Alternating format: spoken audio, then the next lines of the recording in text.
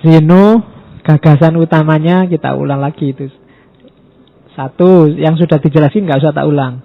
Alam ini tertib, ya, ada sunatullah. Yang kedua, kalau ada kekacauan, ini yang belum dijelaskan tadi. Kalau ada kejahatan, itu sebenarnya dalam rangka kebaikan yang lebih sempurna. Ada gempa, ada badai, itu pasti ada penyesuaian-penyesuaian yang nanti lebih baik dari sebelumnya. Karena logosnya Tuhan sedang jalan. Adanya korupsi, adanya kerusuhan, adanya itu biasanya nanti melahirkan dampak kebaikan-kebaikan yang lebih sempurna. Kalau nggak ada yang korupsi, mungkin nggak ada KPK. Kalau nggak ada KPK, nanti nggak ada ini, nggak ada itu. Terus ada kebaikan-kebaikan yang lebih sempurna. Itu katanya Zeno. Ada penyakit baru, ilmu pengetahuan juga tambah tentang penyakit baru. Ada proyek baru, dokter juga seneng, ya kan? Kemudian ahli kesehatan seneng, pemerintah juga seneng. Ada lahan nih, bisa jadi proyek menteri kesehatan nih, bisa ada kebaikan-kebaikan baru. Orang kenal penyakit AIDS, dulu bingung apa penyakit AIDS ini. Sekarang ketemu lagi, penelitian-penelitian baru, ilmu baru, wawasan baru. Semakin sempurna hidup kita, semakin baik. Jadi ketika kejahatan terjadi, itu ke arah kebaikan yang lebih sempurna pada akhirnya. Ya meskipun jangan Pak saya mau jahat aja Pak biar lebih bagus lagi, enggak. Jadi ketika dia benar-benar terjadi, berarti memang dirancang oleh sutradaranya. Kayak film itu loh.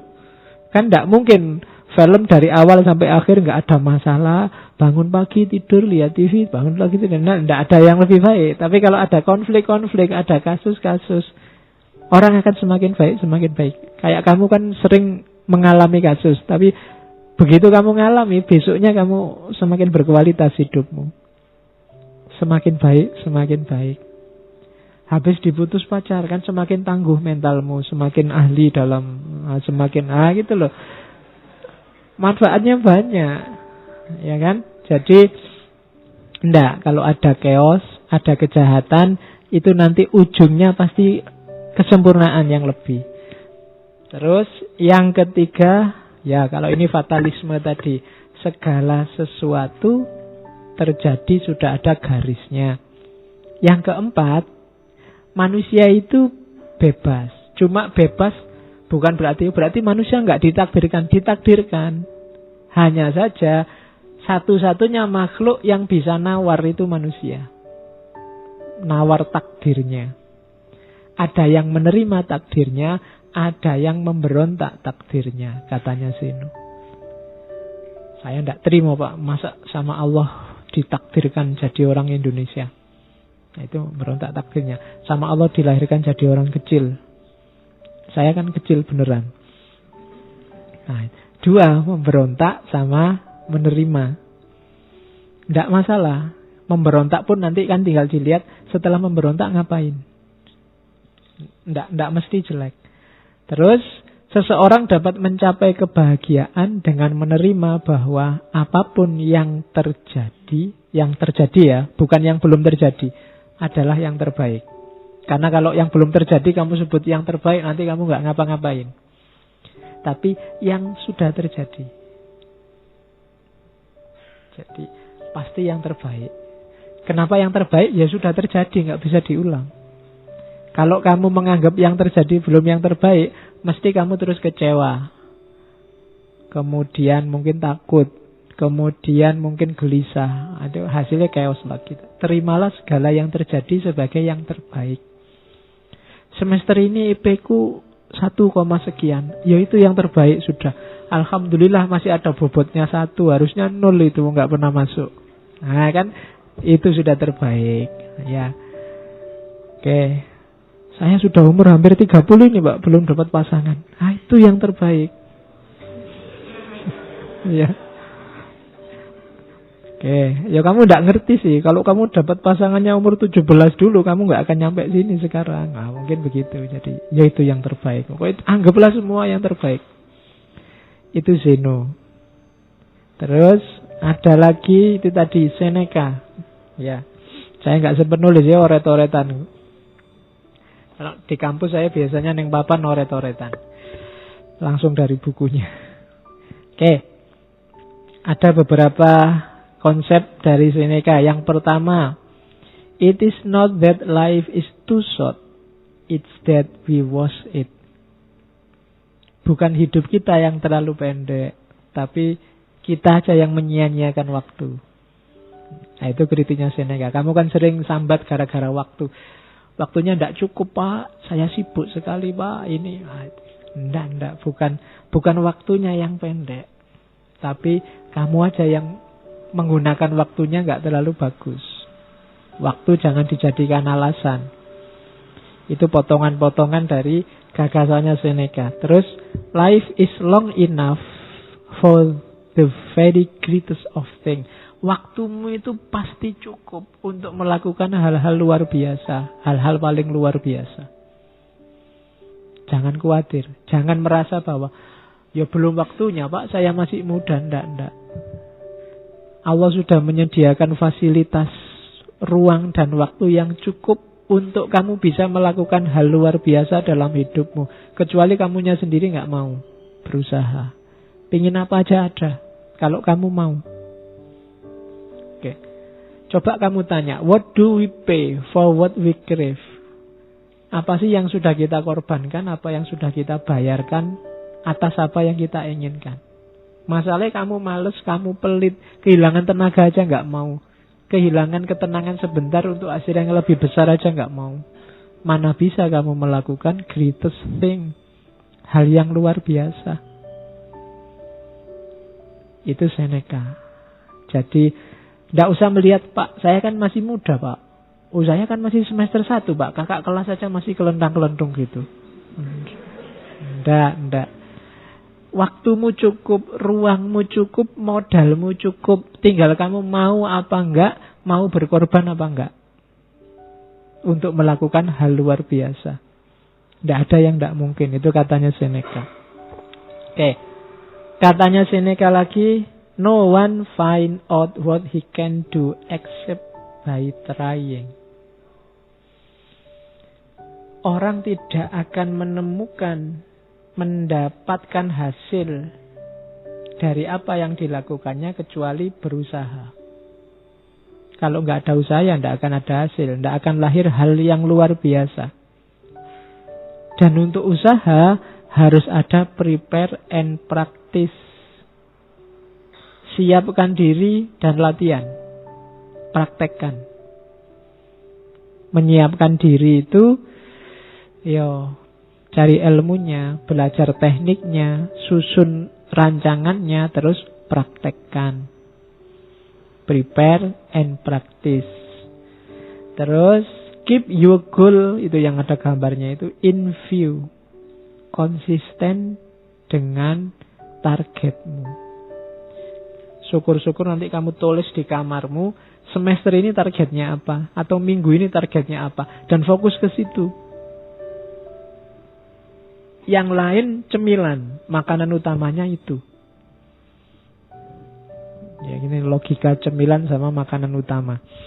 Kemarin saya dengar ada kiai yang ceramah itu, besok kita di surga ketemu lagi sama istri kita waktu di bumi.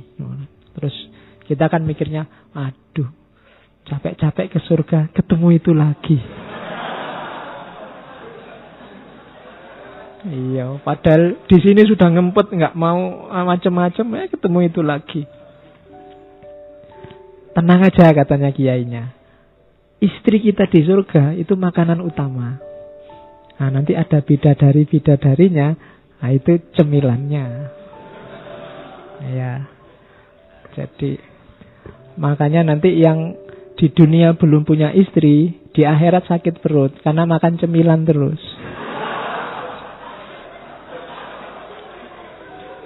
Loh kan tidak ada makanan utamanya. Oke, terus ke sini. Jadi tetapkan targetmu, ukur kekuatanmu dengan rumusnya Seneca untuk jadi orang sukses. Joy and consistency, nikmati prosesnya. Jangan merasa sengsara kalau mengorbankan sesuatu. Jangan merasa berat kalau capek. Jangan merasa, nikmati aja prosesnya, menyenangkan kok. Oke. Itu yang selanjutnya. Consider life as a whole. Kayak tadi, hidup ini kita mesin besar. Outer service itu melahirkan inner growth. Kita memperhatikan yang lain, melayani orang lain dalam rangka mesinnya ini biar bagus. Akhirnya apa? Diri kita juga berkembang. Jangan dikira kayak tadi mengorbankan untuk orang lain terus kitanya sendiri terbengkalai. Enggak. Kalau kamu memperhatikan yang lain, justru dirimu yang berkembang. Misalnya saya ngaji. Ini kan memperhatikan kalian. Harus siap-siap baca-baca, bikin-bikin PowerPoint. Tapi jangan dikira kalian yang untung besar. Saya yang untung besar. Aku dapat banyak. Paling kamu ngertinya dikit-dikit. Yang ngerti banyak aku. Kalau kamu bantu orang lain, jangan dikira yang untung orang yang kamu bantu. Ada inner growth di situ. Ada yang tumbuh dalam dirimu yang bermanfaat dan penting. Jadi ini sifatnya circle, muter. Outer service itu punya korelasi dengan inner growth. Melayani keluar itu punya korelasi dengan pertumbuhan di dalam. Semakin kamu mengabdikan hidupmu untuk yang lain, semakin dirimu berkembang. Maka joy and consistency, nikmati terus. Oke. Sama kayak itu lingkaran kedua, learn itu sekaligus teach. Teach sekaligus learn. Orang yang ngajar itu sekaligus belajar. Orang yang belajar itu hakikatnya dia sekaligus mengajar. Siapa yang diajari? Dirinya sendiri. Kalau kamu belajar itu kan kayak orang ngajar. Ngajari siapa? Dirimu sendiri. Kalau kamu ngajar, sebenarnya juga kayak orang belajar. Saya ngajari, sebenarnya juga saya belajar. Nah, itu teorinya Seneca. Oke. Dan kalau ingin lebih sempurna, associate with those who make you better. Jangan ragu-ragu untuk kerjasama, asosiasi, nyari kolega yang bisa membuatmu lebih baik. Itu Seneca. Terus ada lagi Epictetus. Epictetus itu dia yang bilang bahwa filsafat itu harus benar dan praktis. Jangan cuma benar saja. Benar saja lahirnya perpustakaan dan buku. Tapi harus praktis biar bisa jalan dalam kehidupan kita sehari-hari. Kemudian dalam hidup kita harus fokus pada what is in your power. Kamu bisa apa, punya kekuatan apa, bisa mengontrol apa, baru lahirkan keinginan dari situ. Itu sudah kita jelaskan tadi teorinya. Jadi keinginan itu sesuai yang dalam kontrol, baik internal maupun eksternal. Terus, opinion that is just an appearance and not a real thing. Direct your mind. Jadi kayak tadi ya, pikiran itu sifatnya bisa bebas karena dia tidak real, tidak nyata. Maka arahkan pikiranmu ke arah kenyataan. Itu ada perspektif melahirkan habit. Pikiran akan melahirkan kebiasaan. Maka pikirlah yang baik-baik, akan lahir kebiasaan yang baik. Meskipun pikiran itu bebas, ya jangan menyia-nyiakan pikiranmu untuk yang tidak penting. Karena dari pikiranlah lahir kebiasaan hidup kita. Kalau terbiasa berpikir jelek-jelek, ya lahir kebiasaan yang jelek.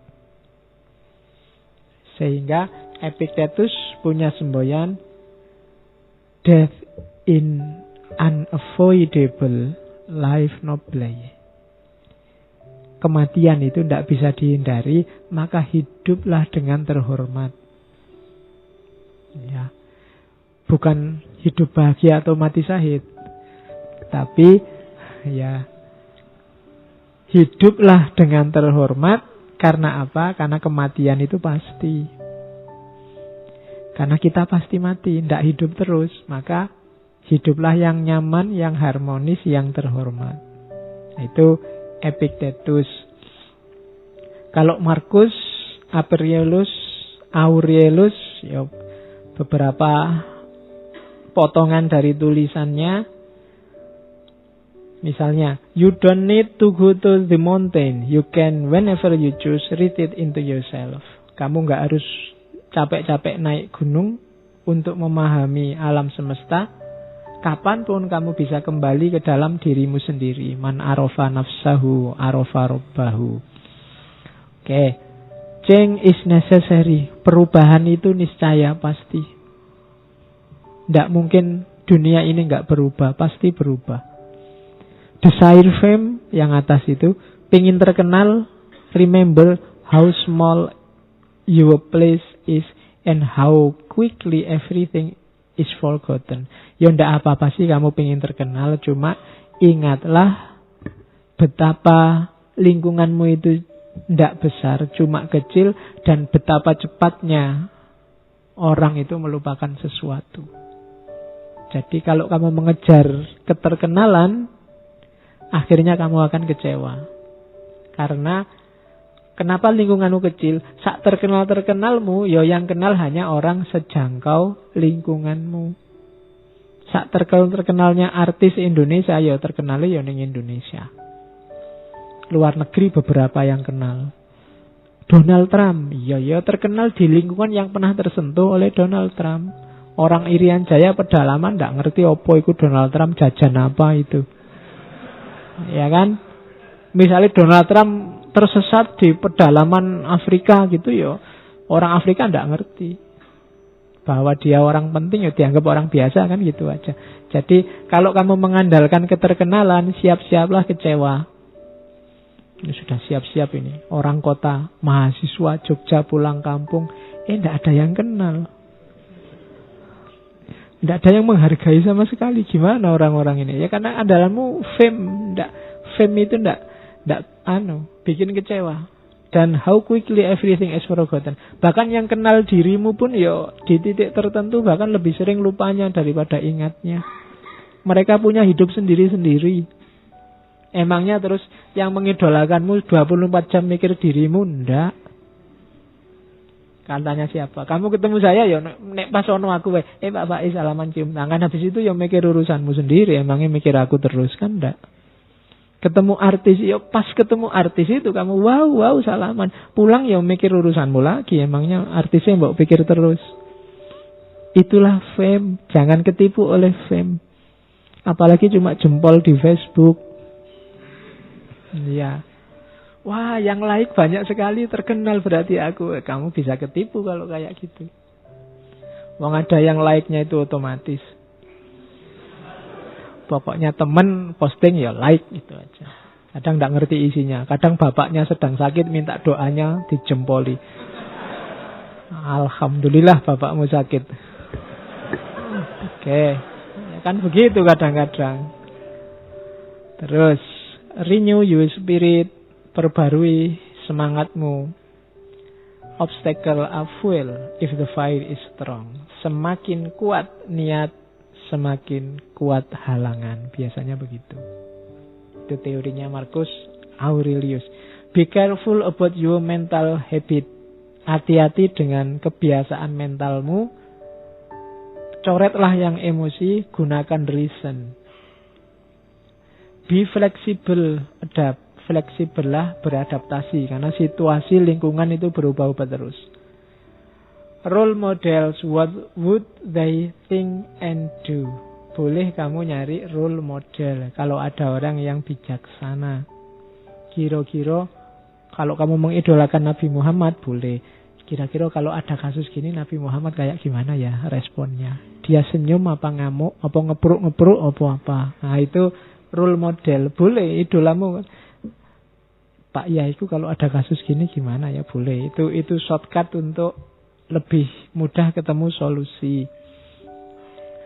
Terus ya, Ada yang dikurungi itu, very little is necessary for a happy life.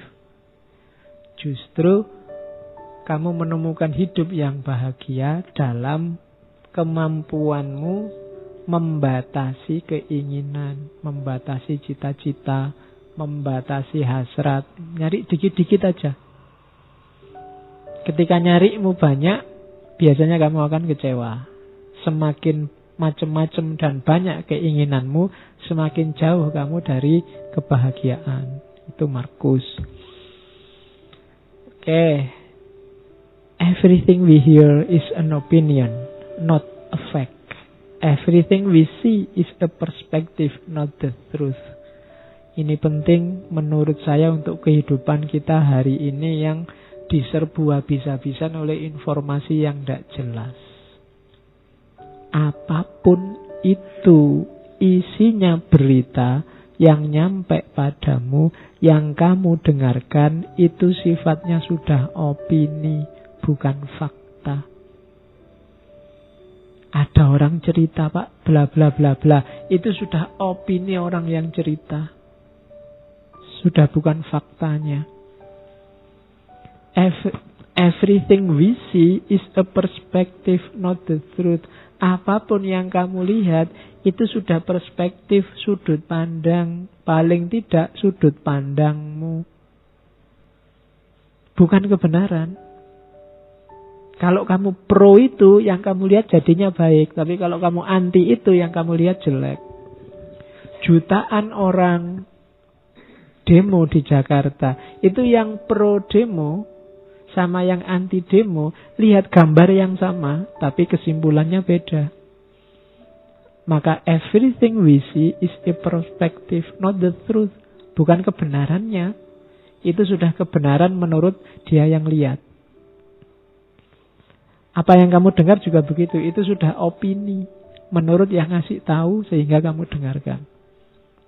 Jadi everything we hear is an opinion, not a fact. Everything we see is a perspective, not the truth. Terus katanya Epictetus, the essence of philosophy is that we should live so that our happiness depend as little as possible on external causes. Semua kajian filsafat, renungan filsafat itu sebenarnya esensinya adalah bagaimana caranya kebahagiaan kita tidak lagi banyak bergantung pada hal-hal lain di luar diri kita.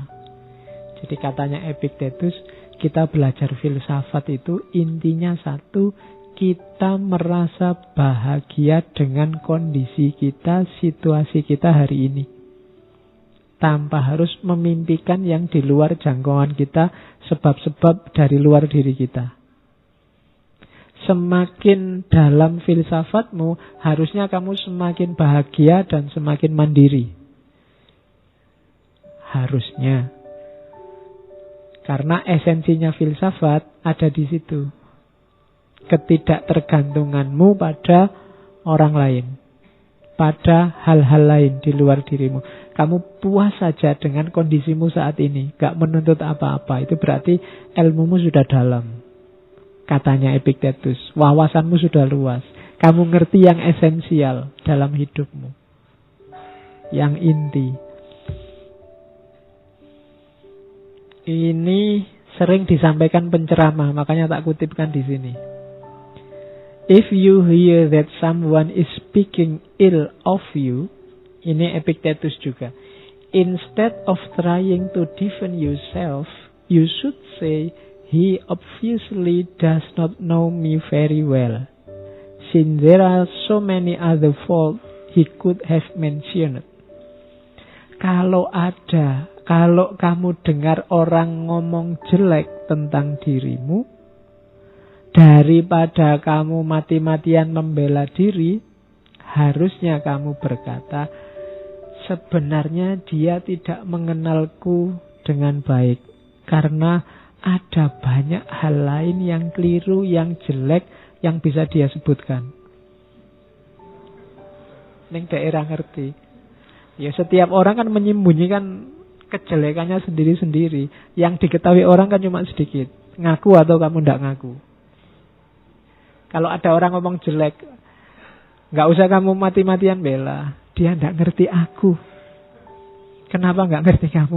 Karena kejelekan itu yang lain banyak. Dia ngertinya cuma itu aja. Jadi kalau ada orang ngomong jelek, kamu nggak harus tersinggung. Wah, kasihan dia. Kenapa? Dia tidak ngerti aku ngomongnya begitu. Lah terus kamu gimana? Aku jauh lebih banyak jeleknya daripada itu. Nah kalau gitu kan nggak jadi tawuran. Kamu nggak harus terus tak balas, kamu jeleknya apa kok ngomong aku jelek, kan biasanya begitu. Tapi katanya Epictetus enggak. Kalau ada orang ngomong jelek tentang dirimu, ingatlah bahwa kejelekanmu jauh lebih banyak daripada yang dia omongkan. Cuma dia tidak ngerti aja. Siapapun orangnya. Nah, itu maunya Epictetus. Ya, ini banyak terjadi. It is impossible for a man to learn what he think he already know. Tidak mungkin orang bisa belajar sesuatu yang dia merasa sudah tahu. Ini menurut saya rumus. Kamu tidak usah capek-capek debat dengan orang yang sudah merasa yakin dirinya benar. Tidak usah capek-capek adu nasihat dengan orang yang merasa sudah ngerti. Tidak usah capek-capek ngajari orang yang merasa dia sudah tahu. Buang-buang energi. Itu kalimatnya Epictetus. It is impossible for a man to learn. Dia tidak akan bisa diisi lagi. Dia sudah penuh. What he think he already knows. Kalau orangnya sudah merasa dia tahu, sudah merasa dia benar, nggak usah menghabiskan energi. Tinggal kamu, ya wis, pendapatmu begitu, pendapatku begini, selesai. Karena kalau tidak, yang terjadi kayak orang sholat tadi yang batal semua. Sana mencaci, sini mencaci. Kalau dia sudah, kecuali dia minta petunjuk. Loh, menurutku yang benar ini. Kalau menurutmu gimana? Jangan-jangan aku yang salah. Kalau ada pendirian gitu baru kamu boleh diskusi. Tapi kalau di awal sudah, loh, yang benar itu ini, kamu yang salah, ya wis. Oh, dia sudah merasa benar, sudah merasa tahu kok. Daripada energimu habis, biarin aja lah. Karena dia sudah nggak bisa diisi lagi. Itu ke orang lain. Dirimu sendiri juga begitu. Kalau kamu juga merasa dirimu benar, merasa dirimu sudah tahu, alamat nggak bisa diisi lagi. Kamu sudah penuh. Siapapun ngajari, tidak akan bisa masuk. Maka biar tidak impossible, biar kamu bisa berkembang terus, bukalah pintumu. Pertanyakan apakah yang kamu yakini itu memang yang benar. Jangan-jangan orang lain punya informasi baru, punya data baru yang lebih benar. Itu baru kamu bisa berkembang. Kalau enggak, ya sudah. Hanya semacam itu nanti hasilnya. Sama-sama keras. Sama-sama kaku, enggak bisa diisi. Akhirnya batal semua. Oke. Sudah ya, itu terakhir. Make the best use of what is in your power and take the rest as it happen. Apapun yang sedang kamu kerjakan, lakukan yang terbaik. Tidak usah mikir hasilnya, karena kalau kamu lakukan yang terbaik juga yang akan terjadi. Oke, saya kira itu ya. Sebenarnya kalimat-kalimat mutiara, kalimat-kalimat bagus dari kelompok Stoa ini banyak. Ribuan. Ada buku yang judulnya 1000 kata mutiara dari Stoa. Dan isinya bagus-bagus. Makanya kemarin tadi saya bilang bahwa Zeno Stoa bukan Islam tapi sangat Islami. Termasuk beberapa prinsip nanti yang dipakai